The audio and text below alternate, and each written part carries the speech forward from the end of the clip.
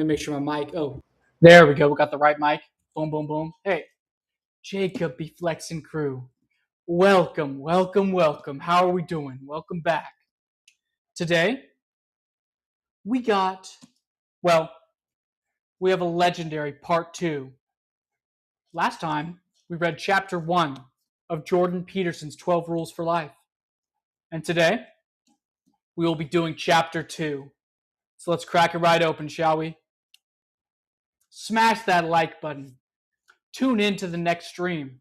But first off, let's enjoy this stream. Get your popcorn ready, get your brain ready, and let's get right into it. Rule number 2. Treat yourself like someone you are responsible for helping. Why won't you just take your darn pills? Imagine that 100 people are prescribed a drug.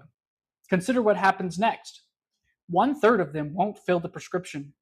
Half of the remaining 67 will fill it, but won't take the medication correctly. They'll miss doses.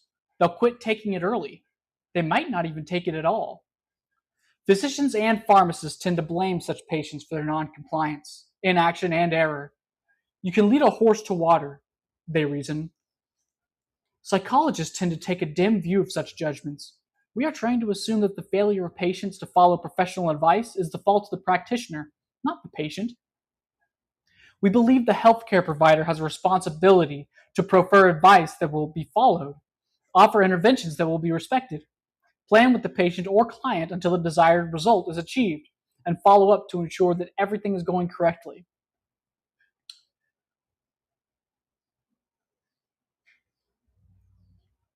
That is just one of the many things that make psychologists so wonderful. Smiley face.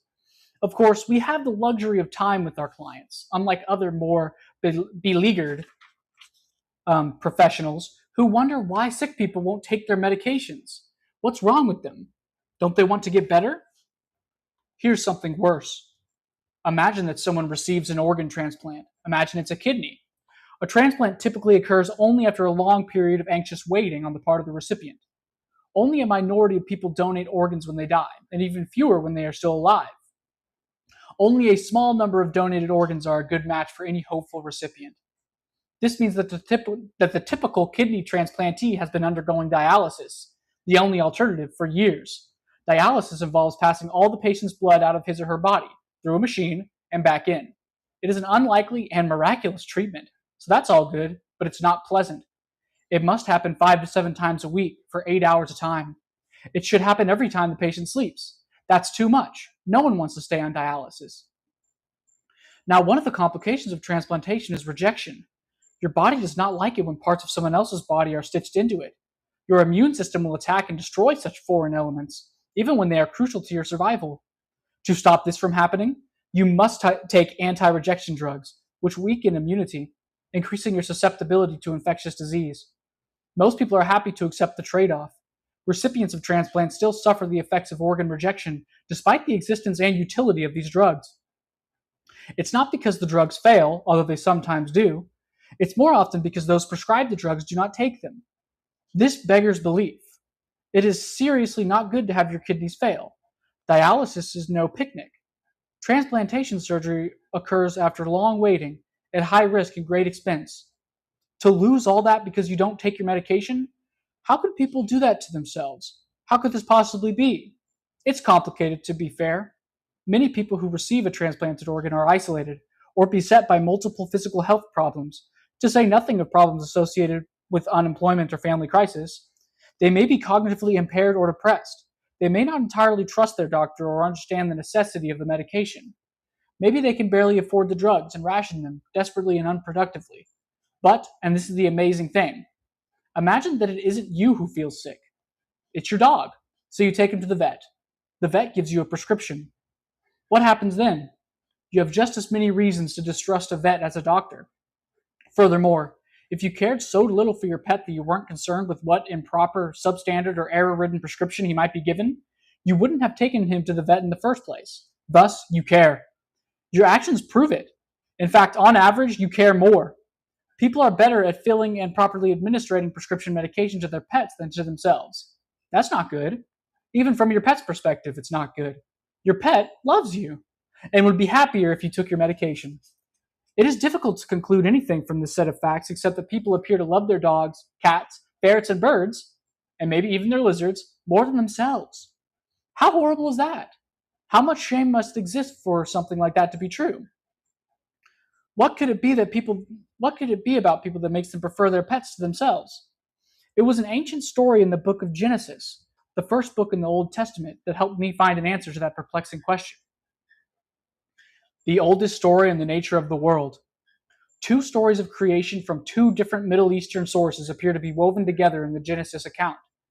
In the chronologically first but historically more recent account, known as the Priestly, God created the cosmos, using his divine word, speaking light, water, and land into existence. Following that with the plants and the heavenly bodies. Then he created birds and animals and fish, again employing speech, and ended with man, male and female, both somehow formed in his image. That all happens in Genesis 1. In the second, older Jahist version, we find another origin account involving Adam and Eve, where the details of creation differ somewhat, as well as the stories of Cain and Abel, Noah and the Tower of Babel. That is Genesis 2 to 11. To understand Genesis 1, the priestly story, with its insistence on speech as the fundamental creative force, it is first necessary to review a few fundamental ancient assumptions. These are markedly different in type and intent from the assumptions of science, which are, historically speaking, quite novel. Scientific truths were made explicit a mere 500 years ago with the work of Francis Bacon, Rene Descartes, and Isaac Newton. In whatever manner our forebearers viewed the world prior to that, it was not through a scientific lens, any more than they could view the moon and the stars through the glass lenses of the equally recent telescope. Because we are scientific now, and so determinedly materialistic, it is very difficult for us even to understand that other ways of seeing can and do exist.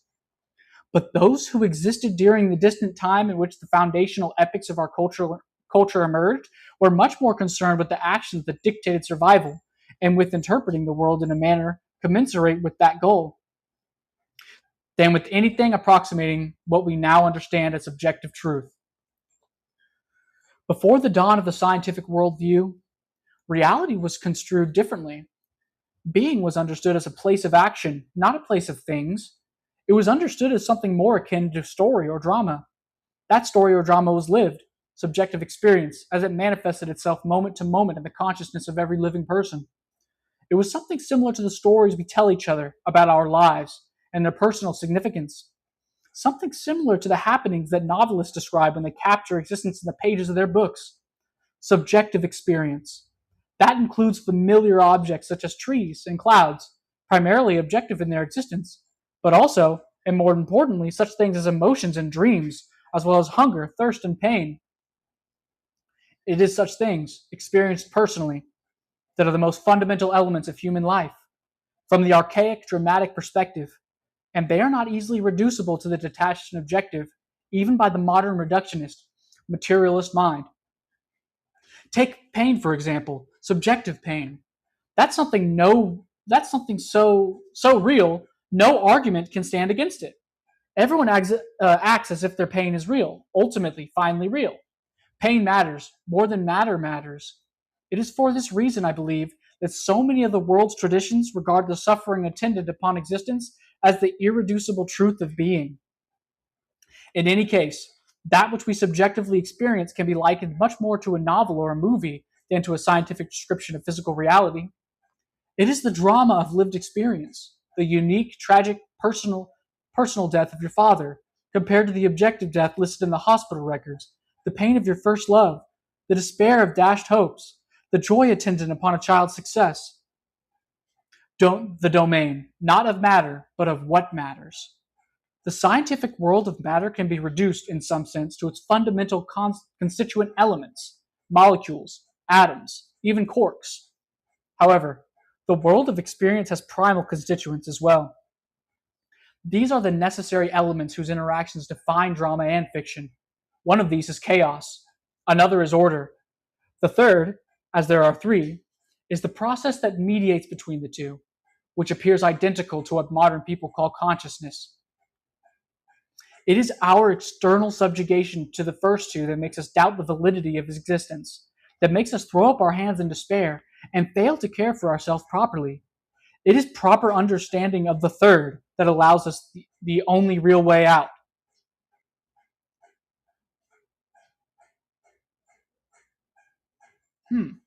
Chaos is the domain of ignorance itself. It's unexplained territory. Chaos is what extends externally and without limit beyond the boundaries of all states, all ideas, and all disciplines.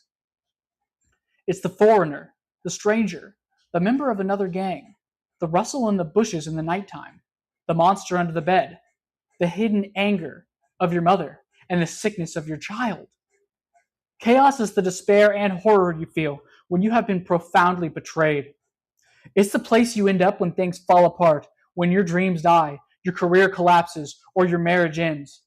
It's the underworld of fairy tale and myth, where the dragon and the gold it guards eternally coexist. Chaos is where we are, we don't know where we are, and what we are doing, we don't know what we're doing. It is, in short, all those things and situations we neither know nor understand. Chaos is also the formless potential from which the God of Genesis first called forth order using language at the beginning of time. It's the same potential from which we, made in that image, call forth the novel and ever-changing moments of our lives. And chaos is freedom, dreadful freedom too. Order, by contrast, is explored territory. That's the hundreds of millions of years old hierarchy of place, position, and authority. That's the structure of society. It's the structure provided by biology too, particularly insofar as you are adapted as you are to the structure of society. Order is tribe, religion, hearth, home, and country. It's the warm, secure living room where the fireplace glows and the children play. It's the flag of the nation. It's the value of the currency. Order is the floor beneath your feet and your plan for the day. It's the greatness of tradition, the rows of desks in a school classroom, the trains, the trains that leave on time, the calendar and the clock. Order is the public facade we're called upon to wear, the politeness of a gathering of civilized strangers, and the thin ice on which we all skate. Order is the place where the behavior of the world matches our expectations and our desires, the place where all things turn out the way we want them to. But order is sometimes tyranny and stultification as well, when the demand for certainty and uniformity and purity becomes too one-sided. Hello, welcome. Thank you for joining. Where everything is certain, we're in order. We're there when things are going according to plan and nothing is new and disturbing. In the domain of order, things behave. Let's see. In the domain of order, things behave as God intended. We like to be there.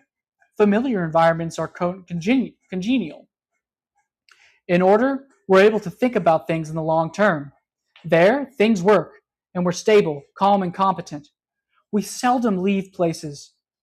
We seldom leave places we understand, geographical or conceptual, for that reason, and we certainly do not like it when we are compelled to or when it happens accidentally. You're in order when you have a loyal friend, a trustworthy ally. When the same person betrays you, sells you out, you move from the daytime world of clarity and light to the dark underworld of chaos, confusion, and despair. That's the same move you make and the same place you visit when the company you work starts to fail and your job is placed in doubt. When your tax return has been filed, that's order.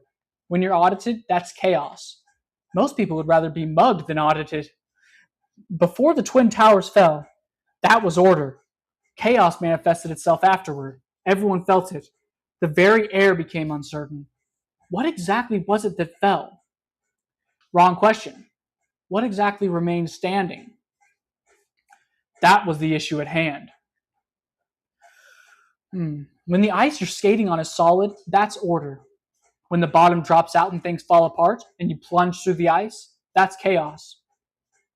Order is the Shire of Tolkien's hobbits, peaceful, productive, and safely inhabitable, even by the naive. Chaos is the underground kingdom of the dwarves, usurped by smog, the treasure-hoarding serpent. Chaos is the deep ocean bottom to which Pinocchio voyaged to rescue his father from Monstro, whale, and fire-breathing dragon. That journey into darkness and rescue is the most difficult thing a puppet must do if he wants to be real. If he wants to extract himself from the temptations of deceit and acting and victimization and impulsive pleasure and totalitarian subjugation, if he wants to take his place as a genuine being in the world. Order is the stability of your marriage. It's buttressed by the traditions of the past and by your expectations, grounded often visibly in those traditions. Chaos is that stability crumbling under your feet when you discover your partner's infidelity. Chaos is the experience of reeling unbound and unsupported through space when your guiding routines and traditions collapse. Order is the place and time where the oft invisible axioms you live by organize your experience and your actions so that what should happen does happen. Chaos is the new place and time that emerges when tragedy strikes suddenly or malevolence reveals its paralyzing visage. Even in the confines of your own home, something unexpected or undesired can always make its appearance when a plan is being laid out, regardless of how familiar the circumstances. When that happens, the territory has shifted. Make no mistake about it. The space, the apparent space, may be the same, but we live in time as well as space. In consequence, even the oldest and most familiar places retain an ineradicable, oh my gosh, that's a word I've never read, ineradicable capacity to surprise you. You may be cruising happily down the road in the automobile you have known and loved for years, but time is passing. The brakes could fail. You might be walking down the road in the body you have always relied on. If your heart malfunctions, even momentarily, everything changes. Friendly old dogs can still bite. Old and trusted friends can still deceive. New ideas can destroy old and comfortable certainties. Such things matter. They're real. Our brains respond instantly when chaos appears, with simple, hyper-fast circuits maintained from the ancient days, when our ancestors dwelled in trees and snakes struck in a flash. After that nigh instantaneous, deeply reflexive bodily response comes the later evolving, more complex but slower responses of emotions. And after that comes thinking of the higher order, which can extend over seconds, minutes, or years. All that response is instinctive. Is instinctive, yes, in some sense. But the faster the response, the more instinctive. Wow. Chaos and order, personality, female and male. Chaos and order are two of the most fundamental elements of lived experience, two of the most basic subdivisions of being itself. But they're not things or objects, and they're not experienced as such. Things or objects are part of the objective world. They're inanimate, spiritless, they're dead. This is not true of chaos and order. Those are perceived, experienced, and understood to the degree that they are understood at all as personalities.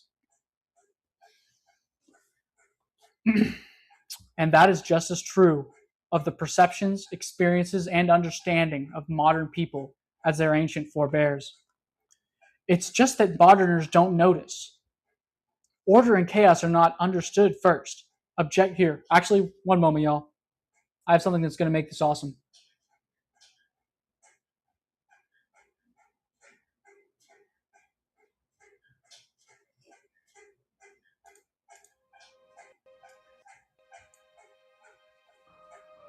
Okay.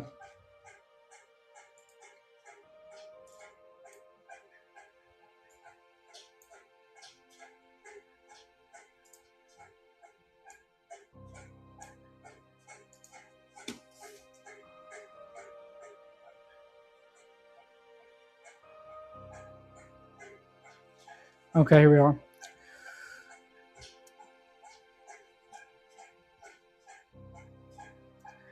And that is just as true of the perceptions, experiences, and understanding of modern people as their ancient forebears. It's just that moderners don't notice. Order and chaos are not understood first, objectively, as things or objects, and then personified. That would only be the case if we perceived objective reality first, and then inferred intent and purpose. But that isn't how perception operates, despite our preconceptions. Perception of things as tools, for example, occurs before or in concert with perceptions of things as objects. We see what things mean. just as fast or faster than we see what they are. Perception of things as entities with personality also occurs before perception of things as things. This is particularly true of the action of others, living others, but we also see the non-living objective world as animated, with purpose and intent. This is because of the operation of what psychologists have called the hyperactive agency detector within us. We evolved over millennia within intensely social circumstances. This means that the most significant elements of our environment of origin were personalities, not things, objects, or situations. The personalities we have evolved to perceive have been around in predictable form and in typical hierarchical configurations forever, for all intents and purposes. They have been male or female, for example, for 1 billion years. That's a long time. The division of life into its twin sexes occurred before the evolution of multicellular animals. It was in a still respectable 1/5 of that time that mammals, who take extensive care of their young, emerged. Thus, the category of parent and/or child has been around for 200 million years. That's longer than birds have existed. That's longer than flowers have grown. It's not 1 billion years, but it's still a very long time. It's plenty long enough for male and female, and parent and child, to serve as vital and fundamental parts of the environment to which we have adapted. This means that male and female and parent and child are categories for us, natural categories, deeply embedded in our perceptual, emotional, and motivational structures. Our brains are deeply social. Other creatures, particularly other humans, were crucially important to us as we lived, mated, and evolved. Those creatures were literally our natural habitat, our environment. From a Darwinian perspective, nature, reality itself, the environment itself, is what selects. The environment cannot be defined in any more fundamental manner. It is not mere inert matter. Reality itself is whatever we contend with when we are striving to survive and reproduce. A lot of that is other beings, their opinions of us, and their communities, and that's that.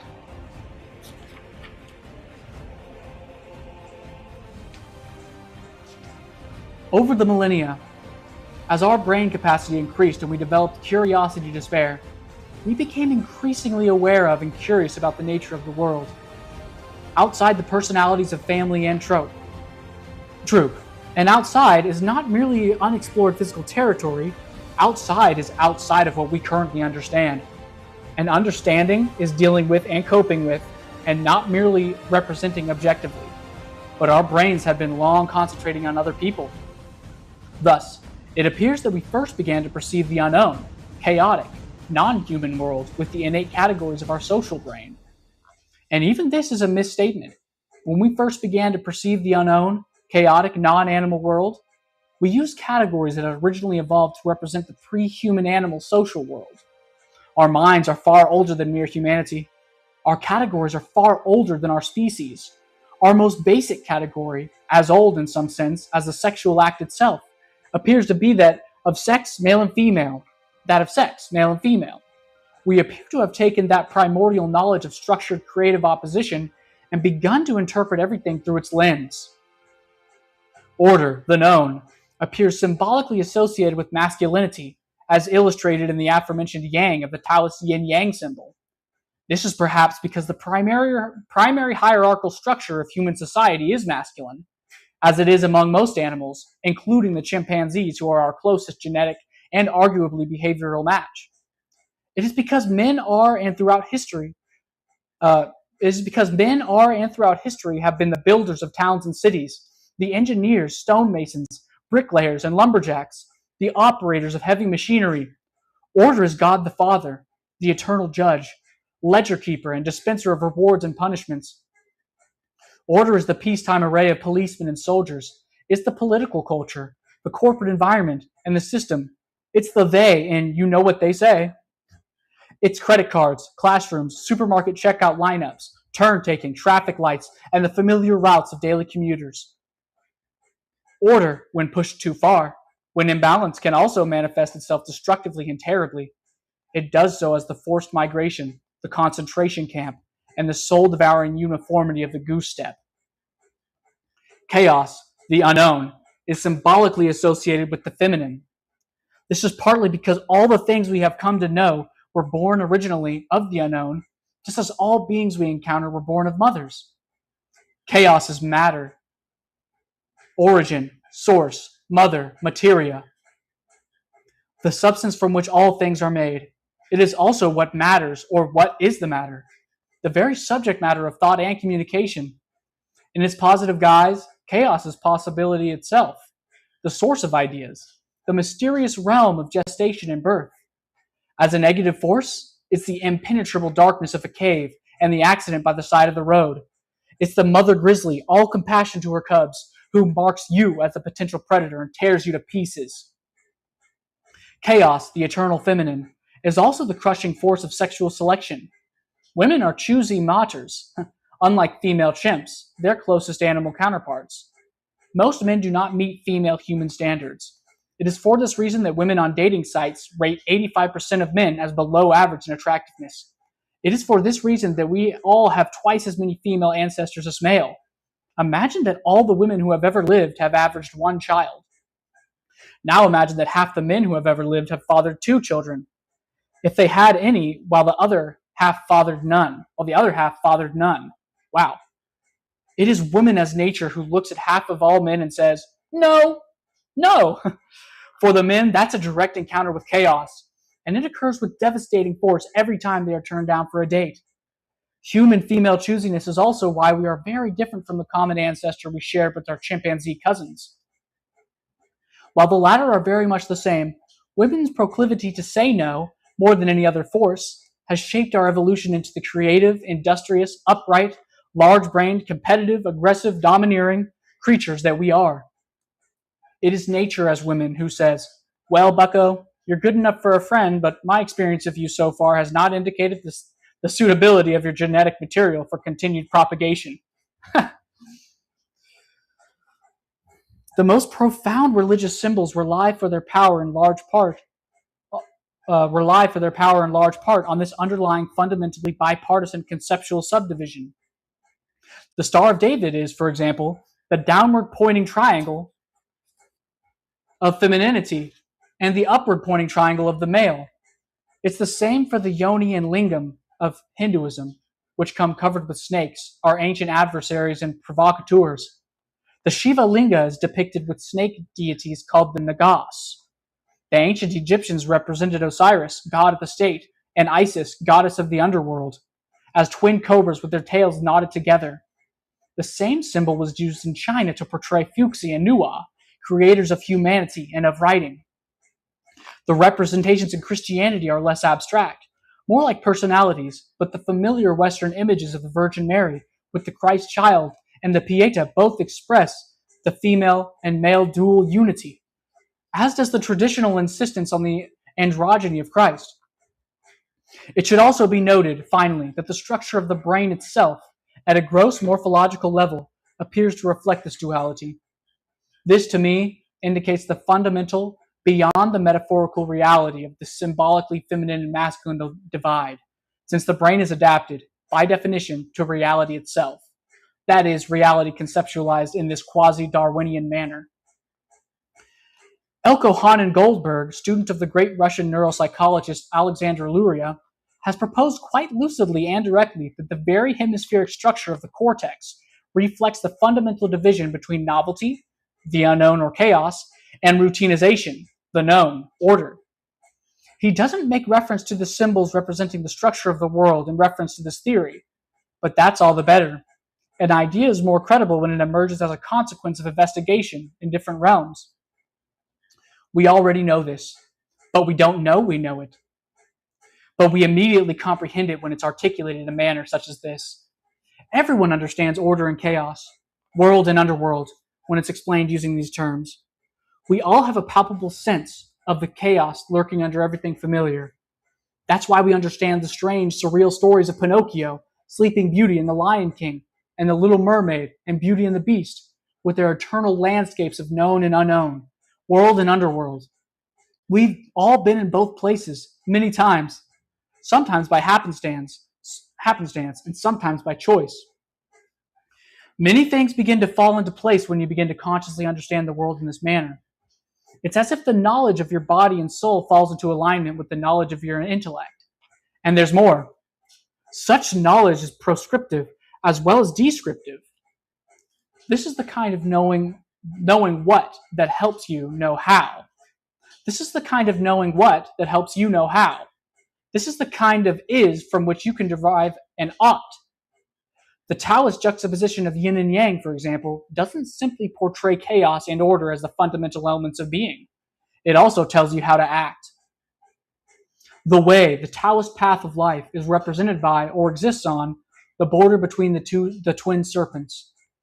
The way is the path of proper being. It's the same way as that referred to by Christ in John 14:6. I am the way and the truth and the life. The same idea is expressed in Matthew chapter 7, verse 14. Because strait is the gate and narrow is the way, which leadeth unto life, and a few there be that find it. We eternally inhabit order, surrounded by chaos. We eternally occupy known territory, surrounded by the unknown. We experience meaningful engagement when we mediate appropriately between them. We are adapted in the deepest Darwinian sense, not to the world of objects, but to the meta-realities of order and chaos, yang and yin. Chaos and order make up the eternal, transcendent environment of the living.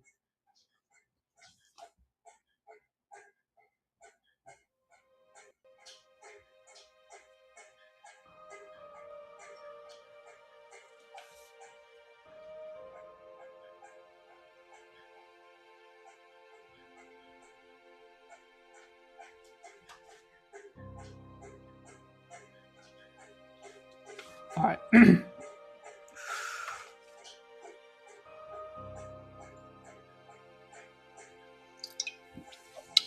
Delicious. Use code use code FLEX at checkout. Just kidding, not yet, but one day. All right. To straddle that fundamental duality is to be balanced. To have one foot firmly planted in order and security, and the other in chaos, possibility, growth, and adventure. When life suddenly reveals itself as intense, gripping, and meaningful, when time passes and you're so engrossed in what you're doing you don't notice, it is there and then that you are located precisely on the border between order and chaos. The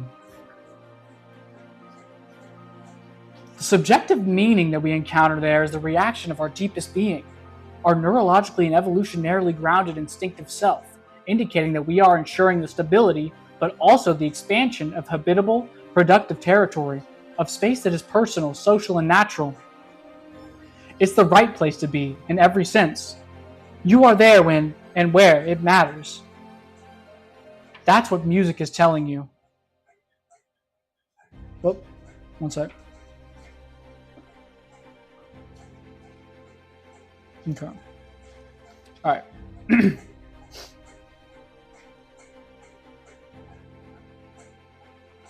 It's the right place to be in every sense. You are there when and where it matters. That's what music is telling you, too, when you're listening. Even more, perhaps, when you're dancing, when in harmonious layered patterns of predictability and unpredictability make meaning itself well up from the most profound depths of your being. Chaos and order are fundamental elements, because every lived situation, even every conceivable lived situation, is made up of both. No matter where we are, there are some things we can identify, make use of, and predict, and some things we neither know nor understand, no matter who we are. Kalahari desert dweller or Wall Street banker, some things are under our control, and some things are not. That's why both can understand the same stories and dwell within the confines of the same eternal truths. Finally, the fundamental reality of chaos and order is true for everything alive, not only for us. Living things are always to be found in places they can master, surrounded by things and situations that make them vulnerable. Order is not enough. You can't just be stable and secure and unchanging, because there are still vital and important new things to be learned. Nonetheless, chaos can be too much. You can't long tolerate being swamped and overwhelmed beyond your capacity to cope while you are learning what you still need to know. Thus, you need to place one foot in what you have mastered and understood, and the other in what you are currently exploring and mastering. Then you have positioned yourself where the terror of existence is under control and you are secure, but where you are also alert and engaged. That is where there is something new to master and some way that you can be improved. That is where meaning is to be found. The Garden of Eden. Remember, as discussed earlier, that the Genesis stories were amalgamated from several sources. After the newer priestly story, Genesis chapter 1, recounting the emergence of order from chaos, comes the second, even more ancient Jahwist part, beginning essentially with Genesis chapter 2. The Jahwist account, which uses the name Yahweh or Jahweh to represent God, contains the story of Adam and Eve, along with the much fuller explication of the events of the sixth day alluded to in the previous priestly story.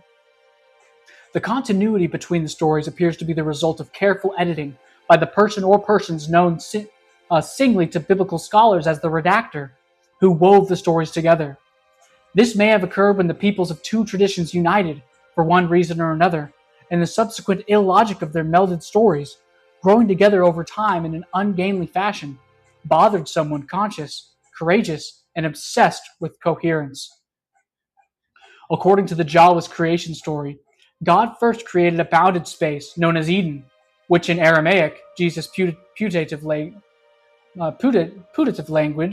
means well-watered place or paradise.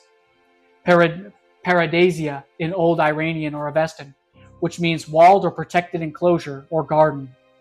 God placed Adam in there, along with all manner of fruit-bearing trees, two of which were marked out.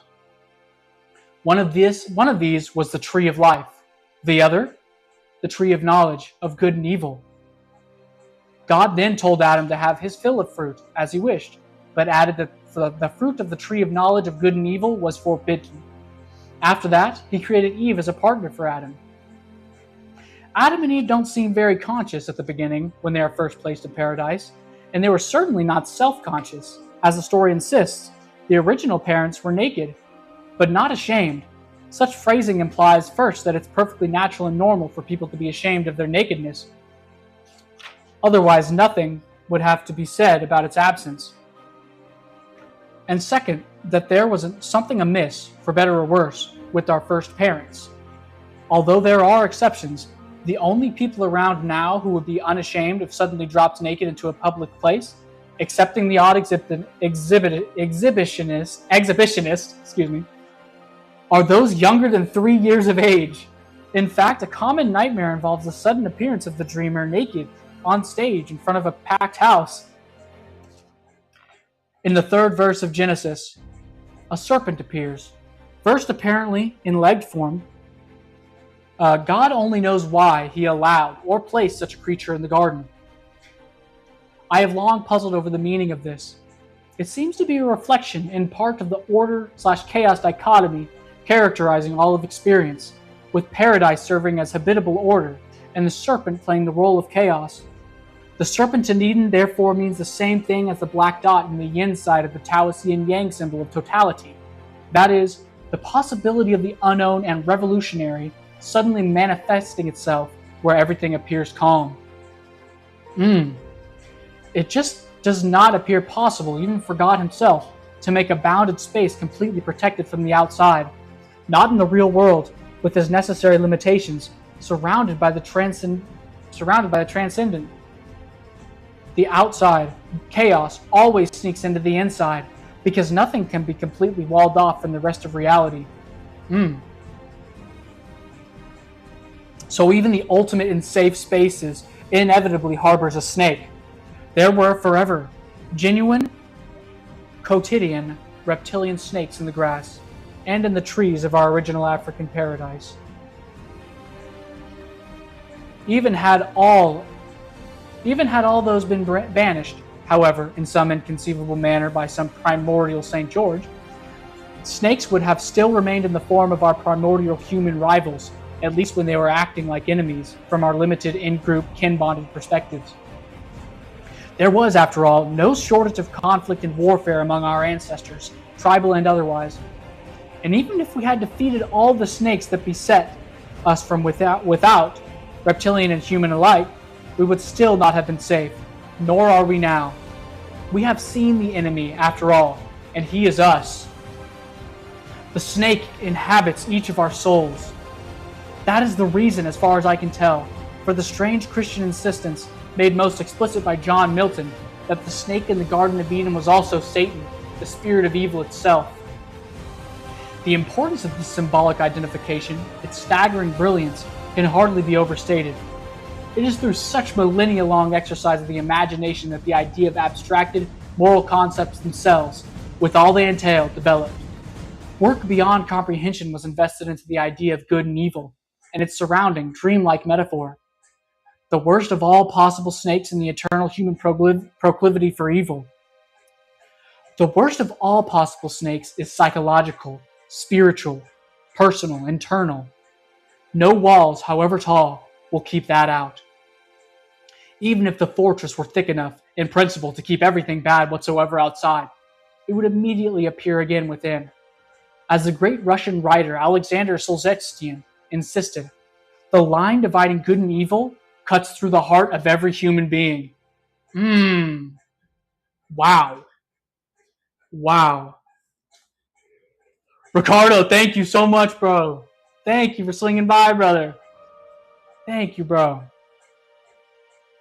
Jacob be flexing Jesus. Yep. Amen. Hold up. Gotta fix my headphone. Okay, good. Now, there is simply no way to wall off some isolated portion of the greater surrounding reality and make everything permanently predictable and safe within it. Some of what has been, no matter how carefully excluded, will always sneak back in. A serpent, metaphorically speaking, will inevitably appear. Even the most assiduous of parents cannot fully protect their children, even if they lock them in the basement, safely away from drugs, alcohol, and internet porn.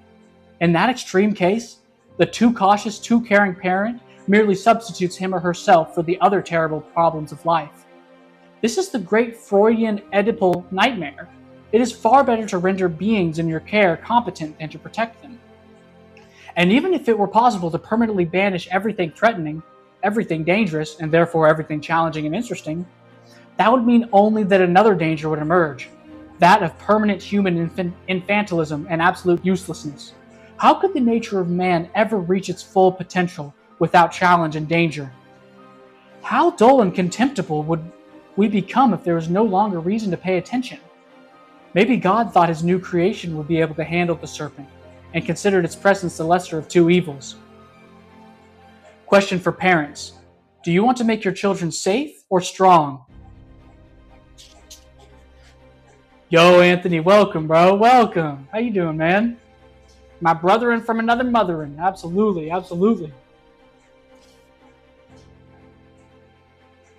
Okay. In any case, there's a serpent in the garden, and he's a subtle beast, according to the ancient story. Difficult to see, vaporous, cunning, deceitful, and treacherous. It therefore comes as no surprise when he decides to play a trick on Eve. Why Eve instead of Adam? It could just be chance. It was 50-50 for Eve, statistically speaking, and those are pretty high odds. But I have learned that these old stories contain nothing superfluous. Anything accidental, anything that does not serve the plot, has long been forgotten in the telling. As the Russian playwright Anton Chekhov advised, if there is a rifle hanging on the wall in Act 1, it must be fired in the next act. Otherwise, it has no business being there. Wow.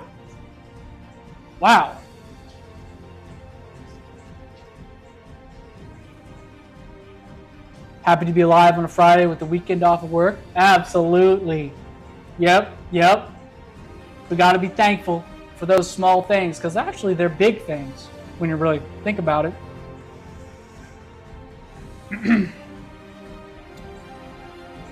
Perhaps primordial Eve had more reason to attend to serpents than Adam. Maybe they were more likely, for example, to prey on her tree-dwelling infants. Perhaps it is for this reason that Eve's daughters are more protective, self-conscious, fearful, and nervous to this day, even and especially in the most egalitarian of modern human societies. In any case, the serpent tells Eve that if she eats the forbidden fruit, she won't die. Instead, her eyes will be opened. She will become like God, knowing good from evil. Of course, the serpent doesn't let her know that she will be like God in only that one way. But he is a serpent after all. Being human and wanting to know more, Eve decides to eat the fruit.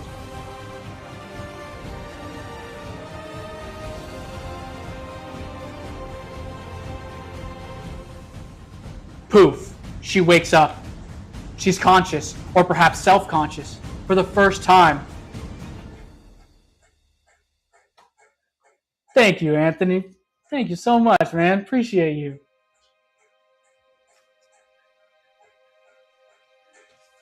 Now, no clear-seeing, conscious woman is going to tolerate an unawakened man. So, Eve immediately shares the fruit with Adam. That makes him self-conscious. Little has changed. Women have been making men self-conscious since the beginning of time. They do this primarily by rejecting them, but they also do it by shaming them. If men do not take responsibility, since women bear the primary burden of reproduction, it's no wonder. It is very hard to see how it could be otherwise. But the capacity of women to shame men and render them self-conscious is still a primal force of nature. Now, you may ask, what in the world have snakes got to do with vision? Well, first, it's clearly of some importance to see them, because they might prey on you, particularly when you're little and live in trees, like our arboreal ancestors. Dr. Lynn Isbell, professor, I'm going to take these out now. They're helping me kind of focus a little better, but now they're just kind of falling out. Now you may ask, what in the world have snakes got to do with this vision?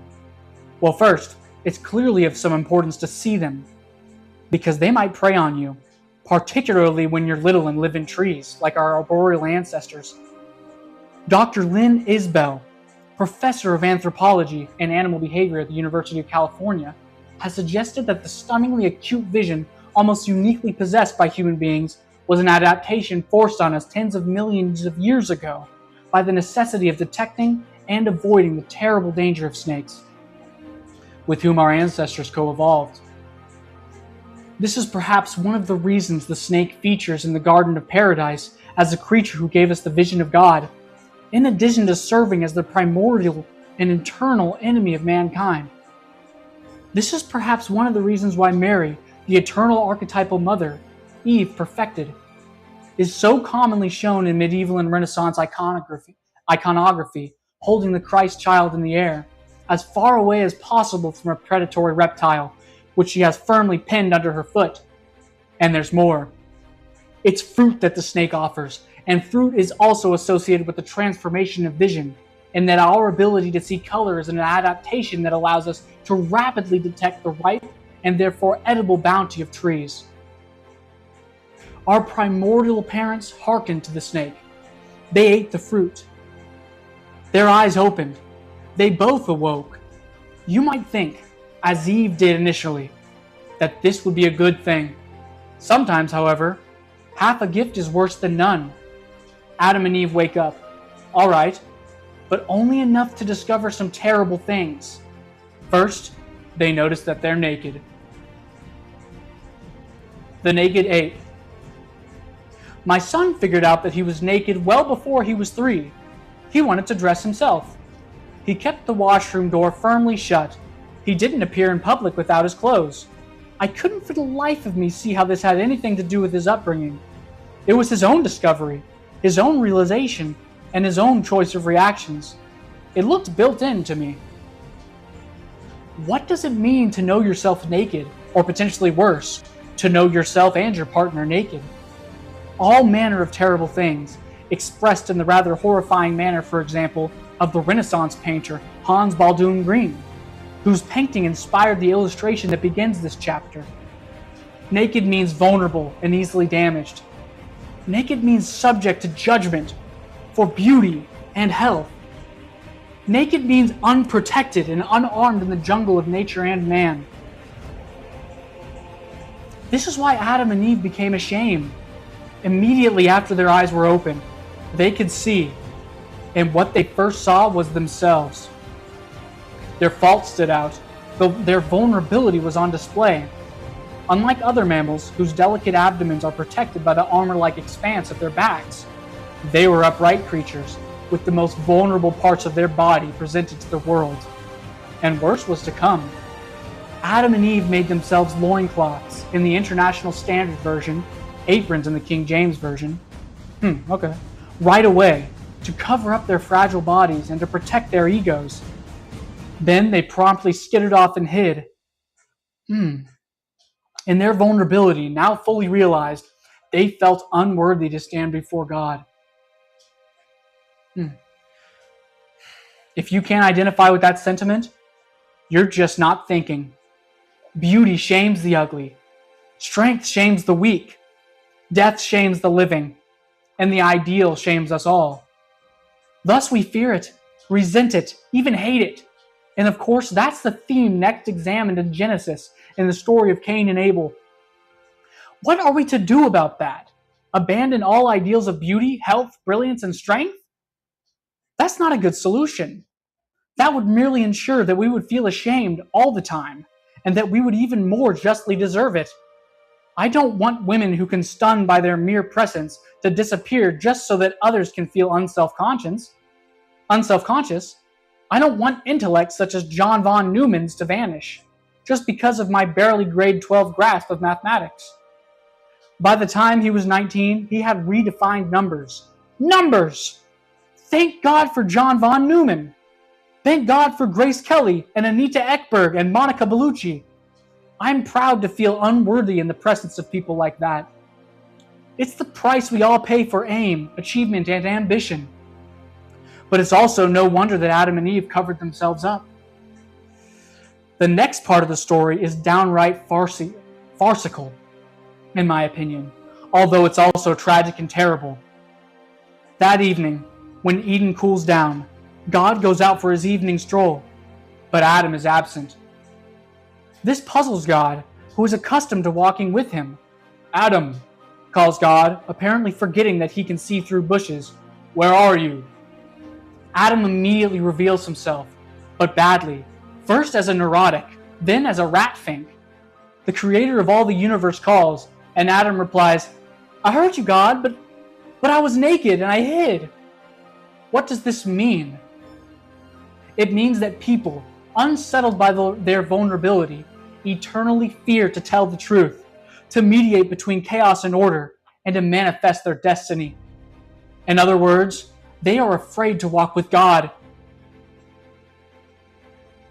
That's not particularly admirable, perhaps, but it's certainly understandable. God's a judgmental father. His standards are high. He's hard to please. God says, "Who told you that you were naked? Did you eat something you weren't supposed to?"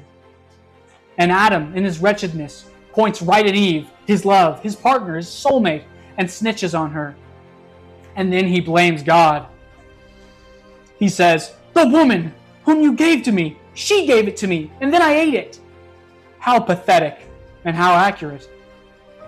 The first woman made the first man self-conscious and resentful. Then the first man blamed the woman. And then the first man blamed God. This is exactly how every spurned male feels to this day. First, he feels small, in front of the potential object of his love. After she denigrates his reproductive suitability, then he curses God for making her so bitchy. Excuse my language, but we're reading it in a philosophical viewpoint. Himself so useless, if he has any sense, and being itself so deeply flawed. Then he turns to thoughts of revenge. How thoroughly contemptible and how utterly understandable. At least the woman had the serpent to blame, and it later turns out that snake is Satan himself, unlikely as that seems. Thus we can understand and sympathize with Eve's error. She was deceived by the best. But Adam, no one forced his words from his mouth. Unfortunately, the worst isn't over, for man or beast. First, God curses the serpent, telling them that he will now have to slither around, legless, forever in peril of being stomped on by angry humans. Second, He tells the woman that she will now bring forth children in sorrow and desire an unworthy, sometimes resentful man who will, in consequence, lord her biological fate over her permanently. What might this mean? It could just mean that God is a patriarchal tyrant, as politically motivated interpretations of the ancient story insist. I think it's merely descriptive. Merely. And here's why. As human beings evolved, the brains that eventually gave rise to self-consciousness expanded tremendously. This produced an evolutionary arms race between fetal head and female pelvis. The female graciously widened her hips, almost to the point where running would no longer be possible. The baby, for his part, allowed himself to be born more than a year early compared to other mammals of his size, and evolved a semi-collapsible head. This was and is a painful adjustment for both. The essentially fetal baby is almost completely dependent on his mother for everything during that first year. The programmability of his massive brain means that he must be trained until he is 18 or 30. That's me. Yep, I'm still training, y'all. I'm still training, okay? Us as men, we're still training. The programmability of his massive brain means that he must be trained until he is 18 or 30 before being pushed out of the nest. This is to say nothing of the woman's consequential pain in childbirth and high risk of death for mother and infant alike. This all means that women pay a high price for pregnancy and child rearing, particularly in the early stages, and that one of the inevitable consequences is increased dependence upon the sometimes unreliable and always problematic good graces of men. After God tells Eve what is going to happen, now that she has awakened, he turns to Adam, who along with his male descendants doesn't get off any easier. God says something akin to this: "Man, because you attended to the woman, your eyes have been opened. Your godlike vision, granted to you by snake, fruit, and lover, allows you to see far, even into the future. But those who see into the future can also eternally see trouble coming, and must then prepare for all contingencies and possibilities. To do that, you will have to eternally sacrifice the present for the future. You must put aside pleasure for security. In short, you will have to work, and it's going to be difficult. I hope you're fond of thorns and thistles, because you're going to grow a lot of them." And then God banishes the first man and the first woman from paradise, out of infancy, out of the unconscious animal world, into the horrors of history itself. And then he puts cherubim and a flaming sword at the gate of Eden, just to stop them from eating the fruit of the tree of life. That, in particular, appears rather mean-spirited. Why not just make the poor humans immortal right away? Particularly if that is your plan for the ultimate future anyway, as the story goes. But who would dare to question God? Perhaps heaven is something you must build, and immortality something you must earn. And so we return to our original query. Why would someone buy prescription medication for his dog and then so carefully administer it when he would not do the same for himself? Wow. Now you have the answer, derived from one of the foundational texts of mankind.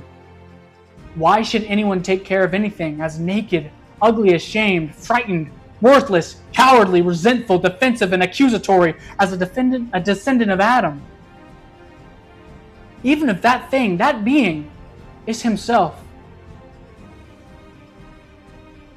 And I do not mean at all to exclude women from this phrasing. All the reasons we have discussed so far for taking a dim view of humanity are applicable to others as much as to the self. They're generalizations about human nature, nothing more specific. But you know so much more about yourself. You're bad enough as other people know you. But only you know the full range of your secret transgressions, insufficiencies, and inadequacies. No one is more familiar than you with all the ways your mind and body are flawed. No one has more reason to hold you in contempt, to see you as pathetic, and by withholding something that might do you good, you can punish yourself for all your failings. A dog, a harmless, innocent, unself-conscious dog, is clearly more deserving. But if you are not yet convinced, let us consider another vital issue. Order, chaos, life, death, sin, vision, work, and suffering. That is not enough for the authors of Genesis, nor for humanity itself. The story continues in all its catastrophe and tragedy, and the people involved, that's us, must contend with yet another painful awakening. We are next fated to contemplate morality itself. Good and evil. When their eyes are opened, Adam and Eve realize more than just their nakedness and the necessity of toil. They also come to know good and evil, the serpent says, referring to the fruit. For God doth know that in the day ye eat thereof, then your eyes shall be opened, and ye shall be as gods, knowing good and evil. What could that possibly mean? What could be left to explore and relate after the vast ground already covered? Well, simple context indicates that it must have something to do with gardens, snakes, disobedience, fruit, sexuality, and nakedness. It was the last item, nakedness, that finally clued me in. It took years. Dogs are predators. So are cats. They kill things and eat them. It's not pretty, but we'll take them as pets and care for them and give them their medication when they're sick regardless. Why? They're predators, but it's just their nature. They do not bear responsibility for it. They're hungry, not evil. They don't have the presence of mind, the creativity, and above all, the self-consciousness necessary for the inspired cruelty of man. Why not? Well, it's simple. Unlike us, predators have no comprehension of their fundamental weakness, their fundamental vulnerability, their own subjugation to pain and death. But we know exactly how and where we can be hurt and why. That is as good a definition as any of self-consciousness. We are aware of our own defenselessness, finitude, and mortality. We can feel pain and self-disgust and shame and horror, and we know it. We know what makes us suffer. We know how dread and pain can be inflicted on us, and that means we know exactly how to inflict it on others. Wow. We know how we are naked, and how that nakedness can be exploited, and that means we know how others are naked, and how they can be exploited. We can terrify other people consciously. Oh my goodness, wow. We can hurt and humiliate them for faults we understand only too well. We can torture them, literally, slowly, artfully, and terribly. That's far more than predation. That's a qualitative shift in understanding. That's a cataclysm as large as the development of self-consciousness itself. That's the entry of the knowledge of good and evil into the world. That's a second as yet unhealed fracture in the structure of existence. That's the transformation of being itself into a moral endeavor, all attendant on the development of sophisticated self-consciousness. Only man could conceive of the rack, the iron maiden, and the thumbscrew. Only man will inflict suffering for the sake of suffering. That is the best definition of evil I have been able to formulate. Animals can't manage that, but humans, with their excruciating semi-divine capacities, most certainly can. And with this realization, we have well-nigh full legitimization of the idea, very unpopular in modern intellectual circles, of original sin. Amen. Original sin is real. Okay? Yep. And that, listen, I'm gonna pause this for a second. Listen.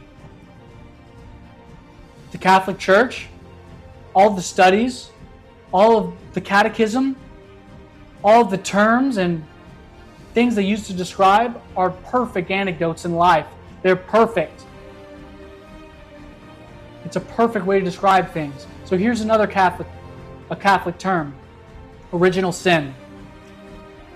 And who would dare to say that there was no element of voluntary choice in our evolutionary, individual, and theological transformation? Our ancestors chose their sexual partners, and they selected for consciousness and self-consciousness and moral knowledge. And who can deny the sense of existential guilt that pervades human experience? And who could avoid noting that without that guilt, that sense of inbuilt corruption and capacity for wrongdoing, a man is one step from psychopathy? Human beings have a great capacity for wrongdoing. It's an attribute that is unique in the world of life. We can and do make things worse, voluntarily, with full knowledge of what we are doing, as well as accidentally and carelessly, and in a manner that is willfully blind. Given that terrible capacity, that proclivity for malevolent actions, is it any wonder that we have a hard time taking care of ourselves? Or others? Or even that we doubt the value of the entire human enterprise? And we've suspected ourselves, for good reason, for a very long time. Thousands of years ago, the ancient Mesopotamians believed, for example, that mankind itself was made from the blood of Kingu, the single most terrible monster that the great goddess of chaos could produce in her most vengeful and destructive moments. After drawing conclusions such as that, how could we not question the value of our being, and even of being itself? Who then could be faced with illness, in himself or another, without doubting the moral utility of prescribing a healing medicament? And no one understands the darkness of the individual better than the individual himself, who then, when ill, is going to be fully committed to his own care. Perhaps man is something that should never have been. Perhaps the world should even be cleansed of all human presence, so that being and consciousness could return to the innocent brutality of the animal. I believe that the person who claims never to have wished for such a thing has neither consulted his memory nor confronted his darkest fantasies. What then is to be done? A spark of the divine. In Genesis chapter 1, God creates the world with the divine, truthful word, generating habitable paradisal order from the pre-cosmogonic chaos. He then creates man and women in his image, imbuing them with the capacity to do the same, to create order from chaos and continue his work. At each stage of creation, including that involving the formation of the first temple, God reflects upon what has come to be and pronounces it good. The juxtaposition of Genesis chapter 1 with Genesis chapter 2 and 3, the latter two chapters outlining the fall of man, describing why our lot is so tragedy-ridden and ethically torturous, produces a narrative sequence almost unbearable in its profundity. The moral of Genesis chapter 1 is that being brought into existence through true speech is good. This is true even of man himself, prior to his separation from God. This goodness is terribly disrupted by the events of the fall, and of Cain and Abel, and of the flood and the Tower of Babel. But we retain an intimation of the prelapsarian state. We remember, so to speak. We remain eternally nostalgic for the innocence of childhood, the divine, unconscious being of the animal, and the untouched cathedral-like old growth forest. We find respite in such things. We worship them, even if we are self-proclaimed atheistic environmentalists of the most anti-human sort. The original state of nature, conceived in this manner, is paradisal, but we are no longer one with God and nature, and there is no simple turning back. The original man and women, existing in unbroken unity with their Creator, did not appear conscious, and certainly not self-conscious. Their eyes were not open, but in their perfection, they were also less, not more, than their post-fall counterparts. Their goodness was something bestowed, rather than deserved or earned. They exercised no choice. God knows that's easier. But maybe it's not better than, for example, goodness genuinely earned. Maybe, even in some cosmic sense, assuming that consciousness itself is a phenomenon of cosmic significance, free choice matters. Who can speak with certainty about such things? I am unwilling to take these questions off the table, however, merely because they are difficult. So here's a proposition. Perhaps it is not simply the emergence of self-consciousness and the rise of our moral knowledge of death and the fall that besets us and makes us doubt our own worth. Perhaps it is instead our unwillingness, reflected in Adam's shamed hiding, to walk with God, despite our fragility and propensity for evil. The entire Bible is structured so that everything after the fall, the history of Israel, the prophets, the coming of Christ, is presented as a remedy for that fall, a way out of evil. The beginning of conscious history and the rise of the state and all its pathologies of pride and rigidity, the emergence of great moral figures who try to set things right, culminating the Messiah himself. That is all part of humanity's attempt, God willing, to set itself right. And what would that mean? And this is an amazing thing. The answer is already implicit in Genesis chapter 1, to embody the image of God, to speak out of chaos the being that is good, but to do so consciously of our own free choice. Back is the way forward, as T.S. Eliot so rightly insisted, but back as awake beings, exercising the proper choice of awake beings instead of back to sleep. We shall not cease from exploration, and the end of all our exploring will be to arrive where we started, and know the place for the first time, through the unknown remembered gate, when the last of earth left to discover is that which was the beginning, as the source of the longest river, the voice of the hidden waterfall, and the children in the apple tree. Not known because not looked for, but heard, half heard in the stillness between two waves of the sea. Quick now, here, now, always, a condition of complete simplicity, costing not less than everything. And all shall be well, and all manner of things shall be well, when the tongues of flames are enfolded into the crowned knot of fire, and the fire and the rose are one. Little Gidding, 4 quarters, 1943.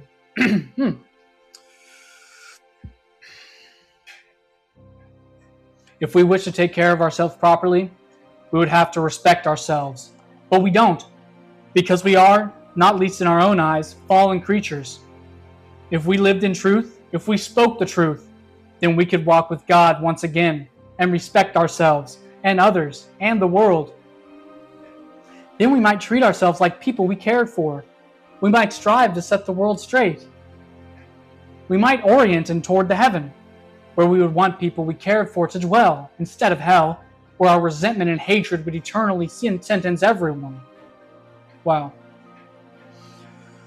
In the areas where Christianity emerged 2,000 years ago, people were much more barbaric than they are today. Conflict was everywhere. Human sacrifice, including that of children, was a common occurrence even in technologically sophisticated societies, such as that of ancient Carthage. In Rome, arena sports were competitions to the death, and the spilling of blood was commonplace. The probability that a modern person in a functional democratic country will now kill or be killed is infinitesimally low compared to what it was in previous societies, and still is in the unorganized and anarchic parts of the world. Then, the primary moral issue confronting society was control of violent, impulsive selfishness and the mindless greed and brutality that accompanies it. People with those aggressive tendencies still exist. At least now they know that their behavior is suboptimal, and either try to control it or encounter major social obstacles if they don't. But now, also another problem has arisen, which was perhaps less common in our harsher past. It is easy to believe that people are arrogant and egotistical and always looking out for themselves. The cynicism that makes that opinion a universal truism is widespread and fashionable. But such an orientation to the world is not at all characteristic of many people. They have the opposite problem. They shoulder intolerable burdens of self-disgust, self-contempt, shame, and self-consciousness. Thus, instead of narcissistically inflating their own importance, they don't value themselves at all, and they don't take care of themselves with attention and skill. It seems that people often don't really believe that they deserve the best care, personally speaking. They are excruciatingly aware of their own faults and inadequacies, real and exaggerated, and ashamed and doubtful of their own value. They believe that other people shouldn't suffer, and they will work diligently and altruistically to help them alleviate it. They extend the same courtesy even to the animals they are acquainted with, but not so easily to themselves. It is true that the idea of virtuous self-sacrifice is deeply embedded in Western culture, at least insofar as the West has been influenced by Christianity, which is based off the imitation of someone who performed the ultimate act of self-sacrifice. Any claim that the golden rule does not mean sacrifice yourself for others might therefore appear dubious. But Christ's archetypal death exists as an example of how to accept finitude, betrayal, and tyranny heroically. How to walk with God despite the tragedy of self-conscious knowledge, and not as a directive to victimize ourselves in the service of others. To sacrifice ourselves to God, to the highest good if you like, does not mean to suffer silently and willingly when some person or organization demands more from us, consistently, than is offered in return. That means we are supporting tyranny and allowing ourselves to be treated like slaves. It is not virtuous to be victimized by a bully, even if that bully is oneself. I learned two very important lessons from Carl Jung, the famous Swiss depth psychologist, about doing unto others as you would have them do unto you, or loving your neighbor as yourself. The first lesson was that neither of these statements has anything to do with being nice. The second was that both are equations rather than injunctions. If I am someone's friend, family member, or lover, then I am morally obliged to bargain as hard on my own behalf as they are on theirs. If I fail to do so, I will end up a slave, and the other person a tyrant. What good is that? It is much better for any relationship when both partners are strong. Furthermore, there is little difference between standing up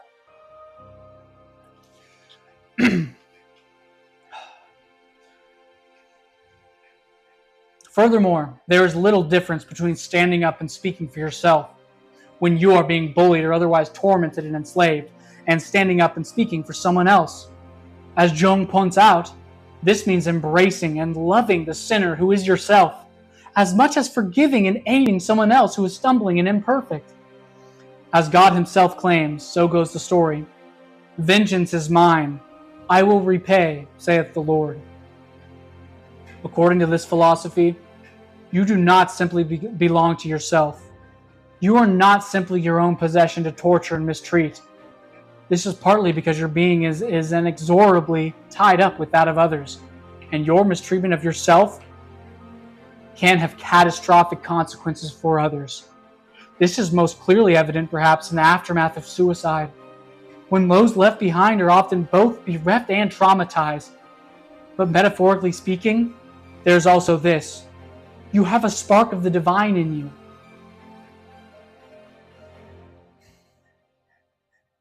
Which belongs not to you, but to God.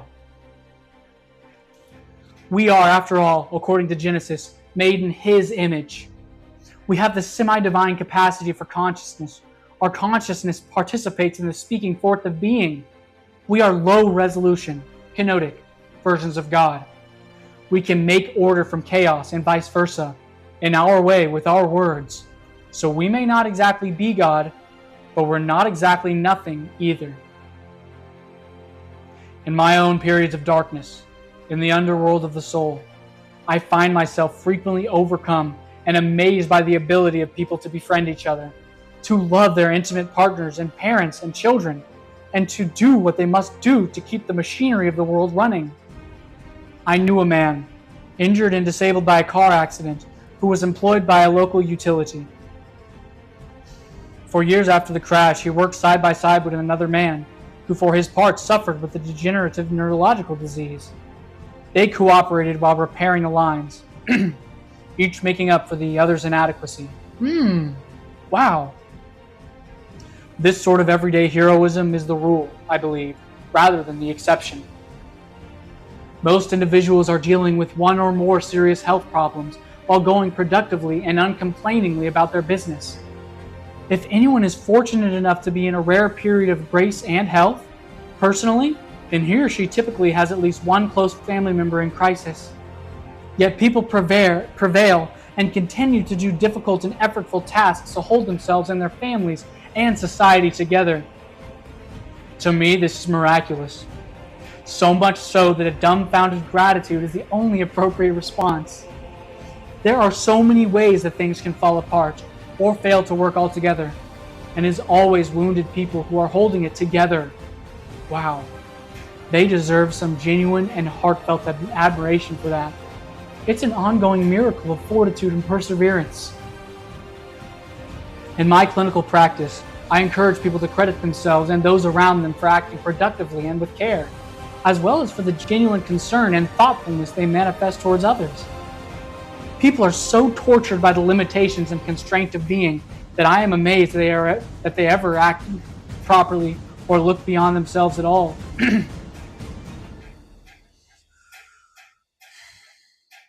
But enough do so that we have central heat and running water, and infinite computational power and electricity, and enough for everyone to eat, and even the capacity to contemplate the fate of broader society and nature, terrible nature itself.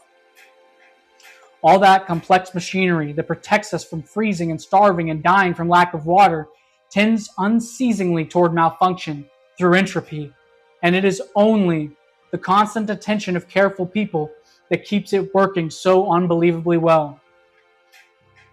Some people degenerate into the hell of resentment and the hatred of being, but most refuse to do so, despite their suffering and disappointments and losses and inadequacies and ugliness. And again, that is a miracle for those with the eyes to see it.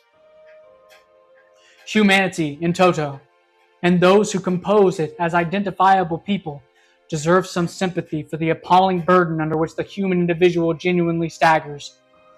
Some sympathy for subjugation to mortal vulnerability, tyranny of the state, and the depredations of nature.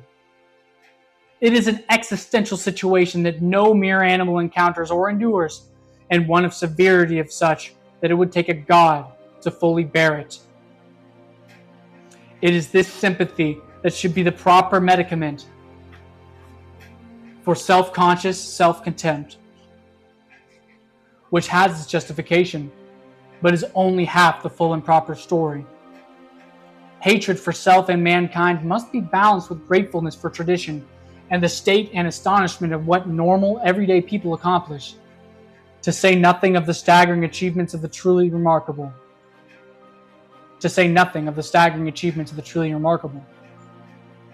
We deserve some respect. You deserve some respect.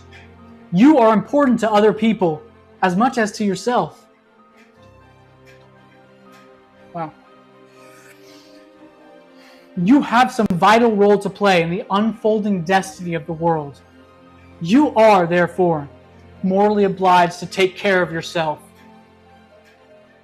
You should take care of, help, and be good to yourself the same way you would take care of, help, and be good to someone you loved and valued.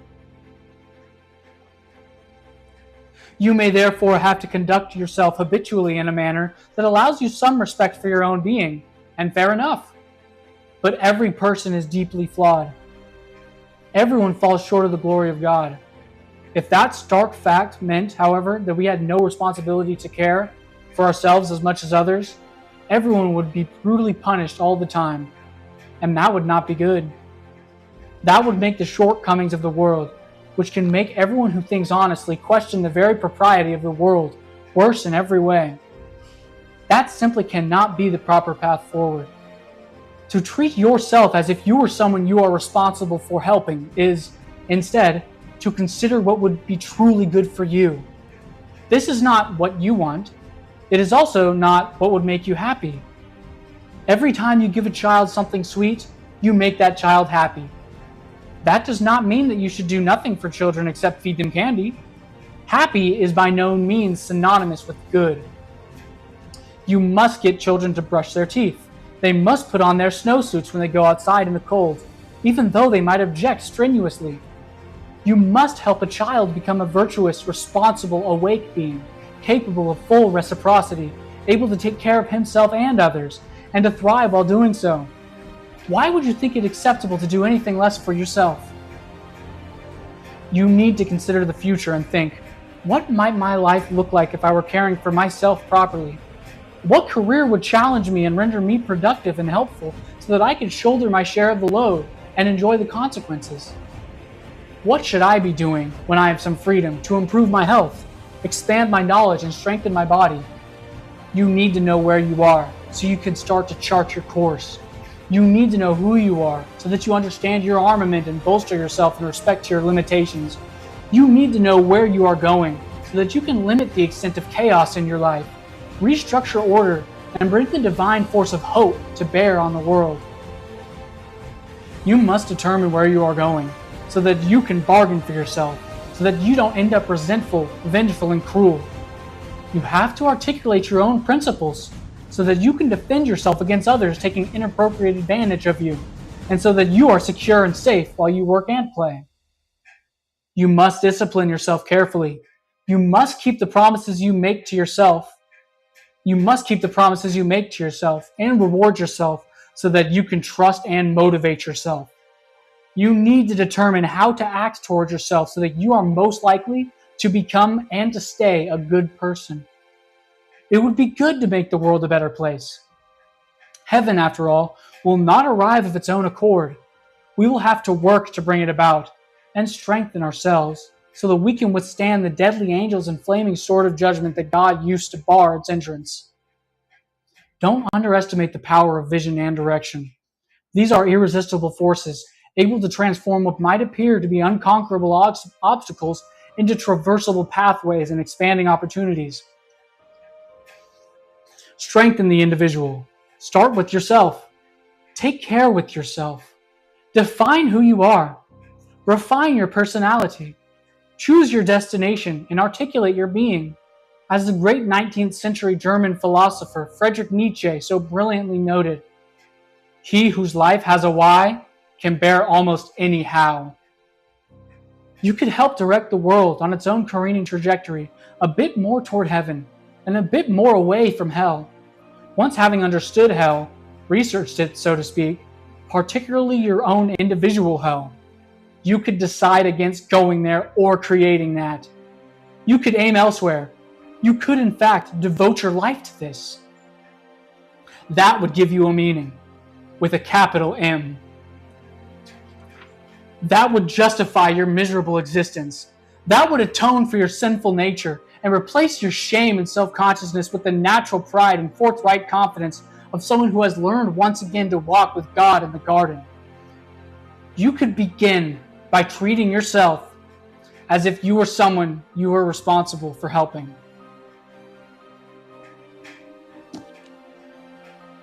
That's powerful. That's powerful stuff, y'all. Jacob be flexing crew. Thank you so much for joining me for chapter 2 of the 12 Rules for Life. It has been a beautiful chapter. I think we learned a lot. Listen, smash that like button if you learned something. Subscribe for more. And until next time, you don't believe in yourself? Well, God did, and God does. Yeah!